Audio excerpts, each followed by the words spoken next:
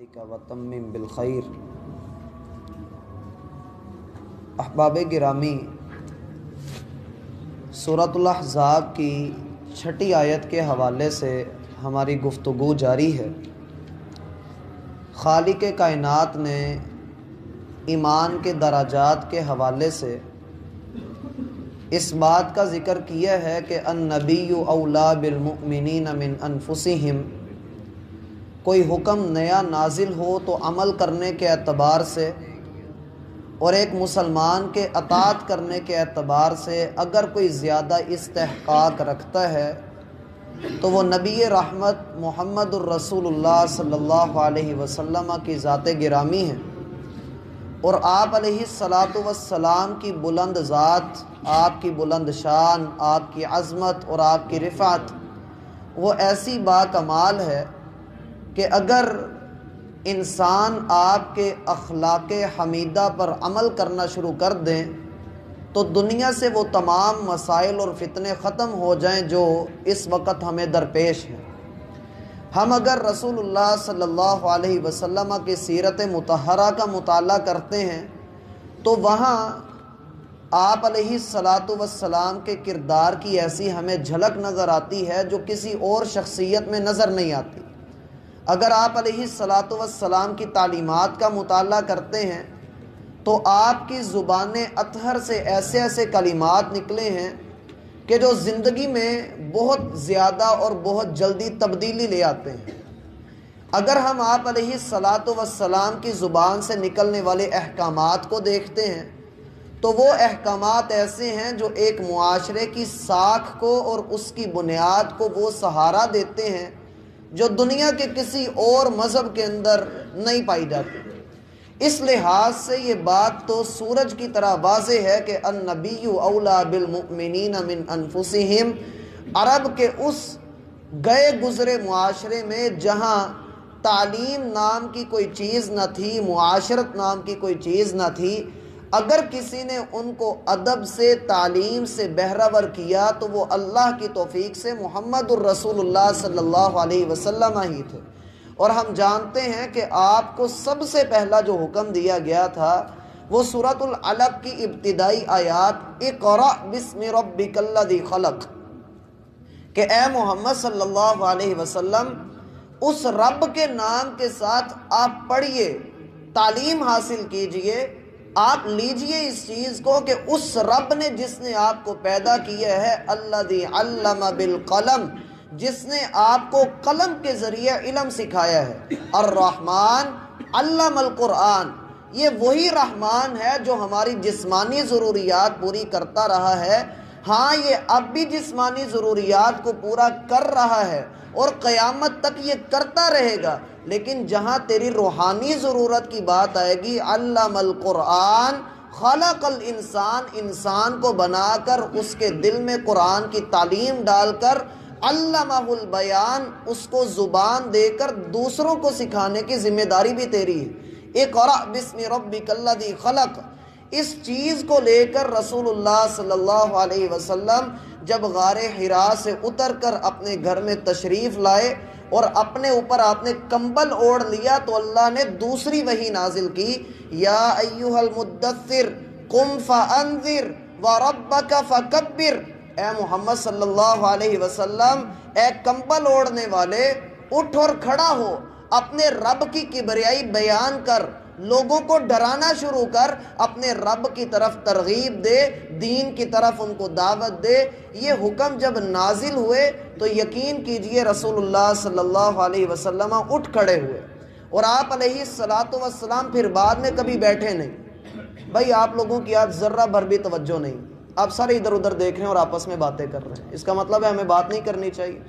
ہمیں نہیں بولنا چاہیے، یہاں پر کوئی طریقہ تو نہیں ہے؟ سارے آپس میں ادھر ادھر دیکھ رہے ہیں، یہ کوئی طریقہ نہیں ہے۔ مجلس کے کچھ آداب ہوتے ہیں، آپ سب بڑے ہیں، آپ اس چیز کے اوپر غور کیجئے، یہ مناسب طریقہ نہیں۔ اللہ آپ کو آسانیاں فرمائے۔ تو رسول اللہ صلی اللہ علیہ وسلم اپنی جان کے اعتبار سے اور اپنے مرتبے کے اعتبار سے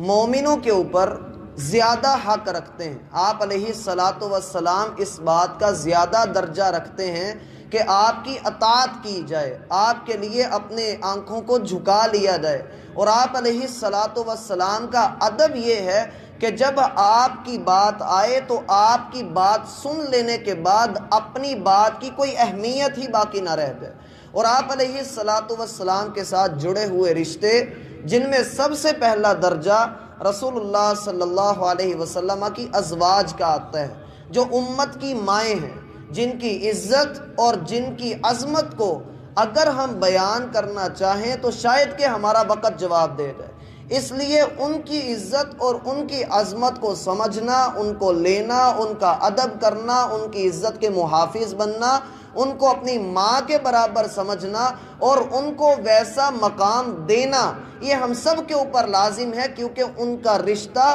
محمد الرسول اللہ صلی اللہ علیہ وسلم سے جڑا ہوا ہے۔ کل ہم نے کہا تھا کہ اگر یہ بات دیکھی جائے کہ کفار اور آج کل کے مستشرقین اعتراض کرتے ہیں کہ ان کے نبی نے متعدد شادیاں کیں اور بہت عجیب و غریب اور گندے الزامات رسول اللہ صلی اللہ علیہ وسلم پر لگائے جاتے ہیں، تو ایک مسلمان پر لازم ہے کہ وہ سمجھے کہ اللہ کے رسول صلی اللہ علیہ وسلم نے اتنے زیادہ نکاح کیوں کیے۔ اور میں نے عرض کی تھی کہ آپ لوگ اس کے اوپر کچھ تحقیق کر کے لائیں، میرے کسی بھائی نے کچھ پڑھا ہو اس کے بارے میں، مرضی ہے آپ لوگوں کی، پھر مرضی ہے نا پھر آپ لوگوں کی، یہ تو طریقہ ٹھیک نہیں ہے، پڑھنا چاہیے اس کے بارے میں، پھر ہم کہتے ہیں کہ مسئلہ بن گیا، ہم بھی نہیں بتائیں گے بھائی۔ وَأُولُو الْأَرْحَامِ بَعْضُهُمْ أَوْلَى بِبَعْضٍ فِي كِتَابِ اللَّهِ، جب آپ لوگ پڑھ کر آئیں گے، ہم سے پوچھیں گے، تب ہم بتائیں گے۔ وَأُولُو الْأَرْحَامِ، رسول اللہ صلی اللہ علیہ وسلم جب مدینہ میں گئے تو آپ علیہ الصلاۃ والسلام نے وہاں پر بھائی چارہ قائم کیا۔ بھائی چارہ یوں قائم کیا کہ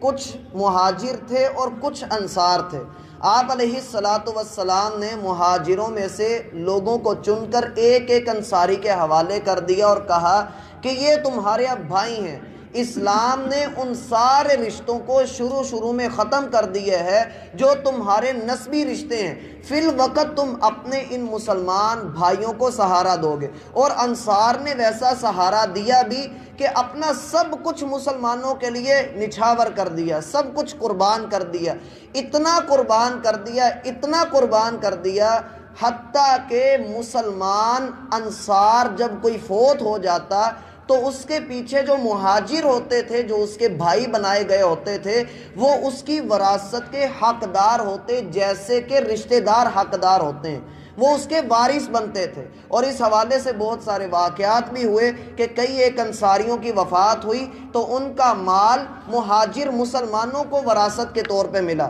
لیکن اب چونکہ ضرورت یہ محسوس کی گئی کہ اب ایسا نہیں کرنا، جو حقیقتاً رشتہ دار ہیں انہی کو وہ مال ملے گا اور وہ وراثت انہی میں تقسیم کی جائے گی۔ اللہ سبحانہ و تعالیٰ فرماتے ہیں وَأُولُو الْأَرْحَامِ بَعْضُهُمْ أَوْلَى بِبَعْضٍ فِي كِتَابِ اللَّهِ، جو قریبی رشتہ دار ہیں اللہ کے کہے کے مطابق وہ اب تمہارے زیادہ حقدار ہیں تمہارے مال کے، وہ تمہارے مال میں حصہ لیں گے۔ لیکن یاد رکھیے لا یرث الکافر المسلم، کوئی کافر کسی مسلمان کی وراثت میں سے حصہ نہیں لے سکتا۔ اگر کوئی مسلمان فوت ہوا ہے اور اس کا کوئی رشتہ دار کوئی کافر ہے تو اس کو حصہ نہیں ملے گا، اس بندے کو حصہ نہیں ملے گا۔ من المؤمنین والمہاجرین، مومن ہوں یا مہاجر ہوں، یعنی انصار ہوں یا مہاجر ہوں، کوئی بھی فوت ہوتا ہے تو فوت ہونے کے بعد اس کے جو حقیقی رشتہ دار ہیں، اس کے بیٹے ہیں، اس کا باپ ہے، اس کی ماں ہے، اس کی بیوی ہے، اس کے چچا ہیں، ارد گرد کے جو قرابت دار ہیں، وہ اس کی وراثت میں حصے دار بنیں گے۔ بات کی سمجھ آئی آپ لوگوں کو؟ جو اصل حقیقی رشتہ دار ہیں وہ وراثت میں حصے دار بنیں گے۔ اب بعض لوگوں نے کہا کہ اللہ کے رسول ہمیں اپنے ان بھائیوں سے بھی بڑی محبت ہے، جو ہمارے بھائی موجود ہیں، جو ہمارے سگے تو نہیں ہیں، لیکن اللہ کے رسول اسلام نے ان کو ہمارا بھائی بنایا ہے، تو ہم ان کے لیے کیا کریں؟ جیسا کہ صحیح بخاری میں آتا ہے، سیدنا سعد رضی اللہ عنہ بیان کرتے ہیں کہ مجھے بخار ہو گیا اور اتنا شدید بخار ہوا کہ میں نے سوچا کہ شاید کہ میں فوت ہو جاؤں گا، تو میں نے رسول اللہ صلی اللہ علیہ وسلم سے کہا ہے اللہ کے رسول میری ایک ہی ایک بیٹی ہے، تو کیوں نہ میں اپنا مال جو ہے 2/3 اللہ کے راستے میں وقف کر دوں اور بقایا میری بیٹی کے حصے میں آ جائے۔